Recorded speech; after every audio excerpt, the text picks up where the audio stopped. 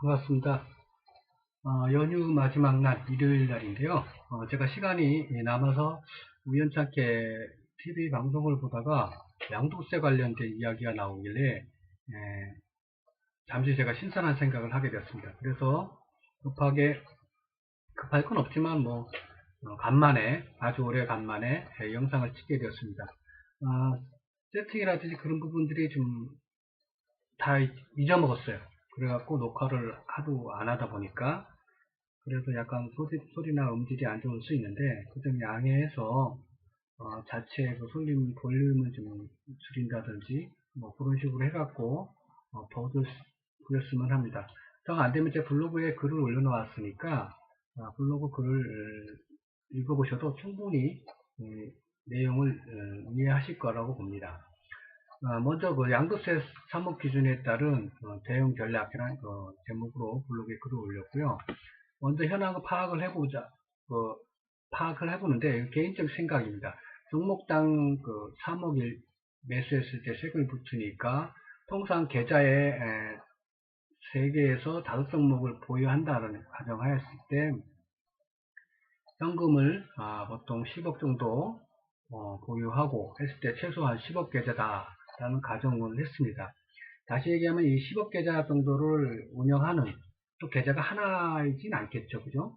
여러 개의 계좌이겠지만 10억 정도, 주식에 10억 정도 투자하는, 그러니까 쉽게 얘기하면 최소 자산이 한 50억인 사람이 주식에 한 20% 되겠죠. 10억이면 20% 정도 투자를 한다라는 가정하에 제가 상상을 해봤습니다. 소설을 쓴 겁니다.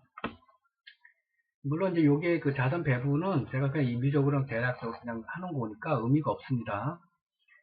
자산 운영을 어떤 식으로 하냐, 이런 사람들은 일반적으로 뭐 재무 상담이나 컨설팅, 또 주위의 어떤 인맥에 의한 정보, 또 본인이 갖고 있는 지식, 또 공부를 또 많이 하겠죠. 그러니까 자산을 운영할 수 있는 거고, 또 그런 사람들은 일반적으로 뭐 단타나 뭐 투기성 매매보다는 그 안정적이면서도 중장기 매매를 하지 않을까라는 가설을 전제로 하여서 분석을 해보았습니다. 그래서 그 투자를 제외하는 사항이 뭘로 볼까? 이 사람들은 시총이 작거나 유동 종목수가 작은 거, 그런 거 같은 경우는 자금 사정이나 왜냐면 급변동성이 크잖아요. 세력들이 많이 가지고 노는 종목들이고, 동전주도 마찬가지고, 단가가 작은 것도, 그리고 그런 경우 같은 경우도 작전들을 많이 치니까. 종목 단가가 작다라는 거는 뭐, 10,000원짜리도 있을 수 있지만은, 10,000원 미만의 종목들을 이라고 볼 수 있겠죠. 보통 몇천 원, 5,000원 이하까지, 10,000원 정도까지는 뭐, 이해한다 하더라도, 5,000원 이하 정도까지는, 이 사람들이 매매 안 한다라는 가정하에, 소형주는 매매를 안 한다라는 가정하에, 제가 제외사항이라고 이렇게 나름대로 분류를 해보았습니다. 그리고 좀 재무 건전성이 좋은 종목, 또 성장성이 있고 실적이 나오는 종목, 이런 종목들을 매매를 할 것으로 본다. 그리고 불안전하거나 불완전한 종목은 매매를 하지 않을 것이다. 라는 제가 신선한 생각을 했고요. 그래서 그렇다면 투자 대상이 어떤 종목들이 해당이 될까? 시총 상위 종목, 중대형 종목이 해당될 것이다. 그리고 이동 종목수가 많아야 할 것이다. 왜? 자금이 크기 때문에 이동 종목수가 많아야 된다. 그 성장주이거나 실적주이거나 그러니까 투자 매력이 있어야 된다는 거죠. 어떤 투자 매력이 있는 내부 정보든 뭐 본인만의 공부든 아니면 컨설팅을 받았든 어쨌든 간에 투자 매력이 있는 종목을 할 것이다. 어떨 때는 또 어떤 개별적인 종목이 매매하기 어려울 경우에는 섹터 매매를 할 수가 있겠죠. 뭐 성장주, 실적주, 배당주, ETF도 있고 뭐 지수 종목도 있고 뭐 여러 가지가 있겠죠. 어차피 컨설팅 이 사람들은 받는 사람들이니까 아무래도 일단은 그런 종목을 매매를 하지 않을까라고 판단을 했습니다. 그리고 3억 기준을 보통 했을 때 개미들이 우려하는 부분이 무엇이냐? 연말에 강한 매도세에 의해 지수나 종목이 폭락할 것이다 라는 우려를 한단 말이에요. 개미들은. 내가 그 3억 대상자가 아니라도 그런 우려를 한다는 거예요. 개미들이 우려하는 건 이거 하나밖에 없어요, 사실은. 3억에 대상되는 사람, 종목당 3억을 투자하는 개미들은 별로 없으니까요. 몇 천원 할지라도 3억씩까지 매매를 하지는 않습니다, 종목당. 그렇잖아요.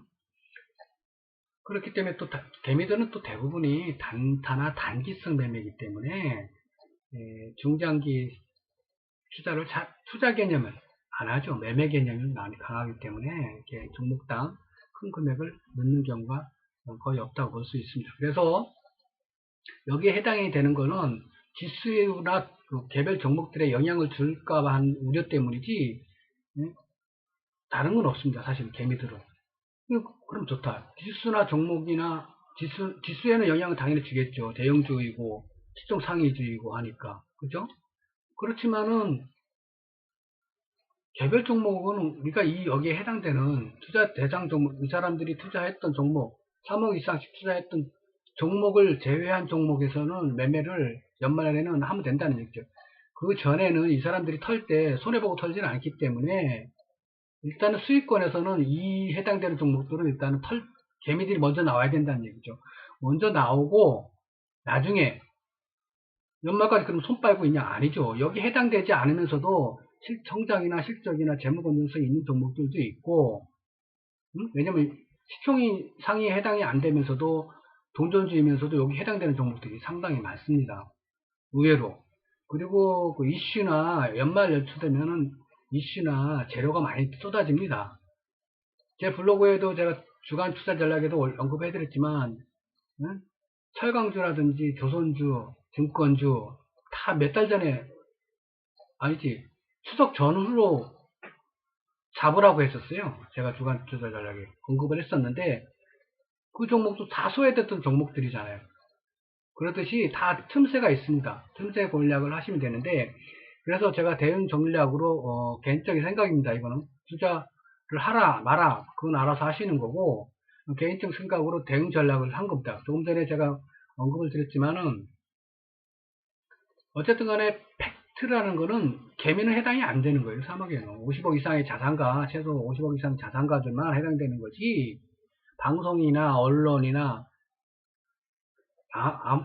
보통 보면은 그 방송이나 언론들은 다 쩐주들의 신분을 하는 사람들입니다. 유튜브도 마찬가지고 그렇기 때문에 대변인들이에요. 쩐주들의 그렇기 때문에 사실은 개미들이 해당되는 내용들을 그 사람들이 강하게 어필을 안 해요. 대부분이 쩐주들의 그 심부름을 하는 입 행동대원이라고 저는 보고 있기 때문에 어쨌든 간에 우리는 해당이 안 되지만은 그 틈새지상을 노려야 된다는 거죠. 그러니까 종목당 3억씩 담을 만한 종목이 한정되어 있다는 거죠. 뻔한 거다 이 얘기지. 근데 그 종목을 피해서만 매를 하면 최소한에 물론 그렇다고 그 종목들이 다 하락한다는 건 없죠. 그렇지만은 이 3억 기준이 적용했을 때 일부 자금들이 매도 세력이 나올 수 있다. 그렇기 때문에 우리는 굳이 그 종목에 들어가면 필요가 없는 거예요. 종목이 많고 많은데 우리가 다만 모르고 타이밍을 잘 못 잡고 맥점을 잘못 잡아서 그렇지 제가 생각하기로는 많습니다. 자, 개미가 좋아할 종목이 아닐 수 있다는 얘기죠. 그리고 실질적으로 그런 종목들은 개미들이 별로 안 좋아했던 종목들이 많다는 얘기죠. 무겁거나 요새는 이제 큰 손들이 많이 들어왔어요. 그러니까 큰 손 주린이 부동산만을 하다가 주식을 주자도 모르는 부동산 자금이 크지 않습니까? 몇십 조짜리인데 주식판이 작잖아요. 부동산 판보다는. 그 큰 손들이 왔는데 그 사람들은 주식을 모르는 큰 손이 들어온 거예요. 그러니까 큰 손 주린이가 있어요. 그 사람들은 개미들이 좋아하는 종목을 매매를 안 합니다. 물론 할 수 있지만은 왜냐면 잘 모르기 때문에 요새 이슈 타고서 제로 타고서 대형주지면서도 변동성을 주는 최근에 많이 발생된 이유가 그런 거예요. 옛날에는 대형주들이 변동성이 그렇게 크지가 않았어요. 변동폭이. 근데 최근에 많아진 이유가 큰손 주린이가 들어와서 겁없이 막 매매를 한단 말이에요. 막 올리고 막 내리고 무조건 돈이 많으니까 밑에다 받친다고 올리진 않아요. 그 사람들은. 받쳐놓죠. 받쳐놓고 자기 매수가보다는 손해 안 보는 선에서 돈이 많으니까 막 받쳐놓고 지수가 올라가든 내려가든 이 사람들은 자기가 목표로 한 금액을 유지를 한다는 거예요. 큰 손이기 때문에. 지금은 잔손들이 있어요. 보통 보면 가벼운 종목들로 막 하루에 막 변동성 주면서 막 올랐다 내렸다 하는 그 잔챙이 쩐주들이 있단 말이에요. 그런 애들은 원래 주식판에 있던 애들인데 큰 손이 들어온 거죠. 그 위보다 더 큰 돈이. 그 큰 손 주린이들은 무던합니다. 그러니까 무던하기 때문에 밑에다가 깔아놓는다는 얘기예요. 원래 치지는 않고. 누가 원래 치냐? 잔손들이 원래 친단 말이죠. 그렇기 때문에 개미들이 또 보면은 그 잔손들이 갖고 노는 종목들이 개미들이 좋아하기 때문에 해당이 안 되는 수가 많아요. 그렇기 때문에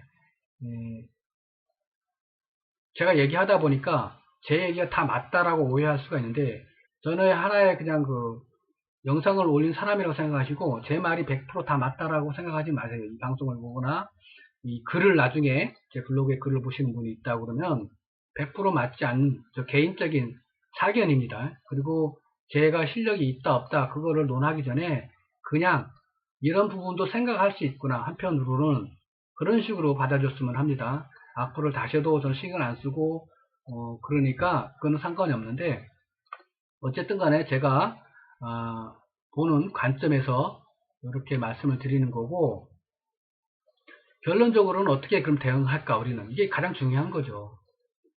그 시장에서는 3억 기준으로 의해서 대형주이기 때문에 지수는 영향을 받을 수밖에 없죠. 그죠? 대형주니까. 그리고 소형주는 큰 영향을 걔네들이 핸들링을 하는 종목이 아니니까 영향을 안 받을 수가 있다라는 얘기죠. 그러니까 그렇지만 또 중소형주 중에서도 단기 단타 대응이 가능한 종목이 있다. 그러니까 잘 찾아봐야 된다라는 얘기죠. 그리고 시장에서의 연말 매도세를 우려한 인버나 지수 하락에 배팅하는 개미들이 혹시나 있을 수가 있다는 얘기죠. 근데 이게 저는 이 부분에 대해서는 상당히 좀 생각보다 상승을 하더라도 큰 수익을 주지는 않을 거라고 저는 보는 사람 중에 한 사람입니다. 왜냐? 이게 선물 옵션이든 지수 상품이든 이거를 핸들링하는 사람들이 있단 말이에요. 큰 손들이. 그렇기 때문에 개미가 원하는 대로 그러니까 종목도 보면은 개미가 많이 몰리는 쪽에 진짜 오리지널 큰 손 개미가 들어간 종목이 아닌 자질구리한 개미들이 몰리는 종목은 안 올린다는 얘기예요. 지수 종목도 그렇고 상반기에도 보면 인버스 쪽에 보면은 많이 고생들을 많이 한 이유가 개미들이 그래서 개미 고생을 한 거예요. 삼성전자도 마찬가지고 제가 삼성전자든 이번에 지수 하락이든 그거 주간 전략에 보시면 아시겠지만 다 제가 미리 예상을 해서 이렇게 언지를 드렸던 부분입니다. 제가 실력이 있고 없고를 논할 필요는 없고 여러분들은 그냥 그런 부분 이런 부분으로 생각하는 사람이 있다라고 생각하시고 참고로만 하세요. 그냥. 그래서 제 개인적인 생각으로는 어쨌든 간에 시장에서도 그렇고 쫀주도 그렇고 기관도 그렇고 개미를 도와주지는 건 없습니다. 그 사람들은 개미를 도와주거나 고려를 전혀 하지 않는다는 거예요. 그 사람들 돈 놓고 돈 먹게 하는 사람들이기 때문에 냉정하다는 얘기. 돈에는 냉정하다. 그리고 연말 지수 관련 종목이나 대형주 섹터 상목 종목, 섹터 상품 종목, 그러니까 쉽게 얘기하면 아까 위에도 말씀드렸지만 성장주 섹터라든지 이렇게 묶어서 그런 종목에 해당되는 종목들이 있어요. 쉽게 얘기하면 여기 어디 적어놨죠? 성장주 섹터, 미래 섹터, 그래서 그 종목들만 모아놔서 하는 그런 종목에 투자를 하는 거에 대해서는 주의를 할 필요가 고려를 할 필요가 있다라고 생각하는 거죠. 그리고 결론적으로 이제 최종적으로는 딱 최종적으로 얘기하면은 중소형주를 대상으로 한 대형주를 제외한 시장 이슈나 재료나 단기 단타성 매매가 유효하다고 본다라는 개인적인 생각입니다. 제 개인적인 생각이에요. 그러니까 이 내용은 참고로만 하시고 그냥 이렇게 생각하는 한 똘마니가 있다라고 생각하시고 그냥 봐주시면 감사하겠습니다. 제가 주간 전략도 말을 나온 김에 말씀을 드릴까 했는데 길어질 것 같아서 이것으로 줄이도록 하겠습니다.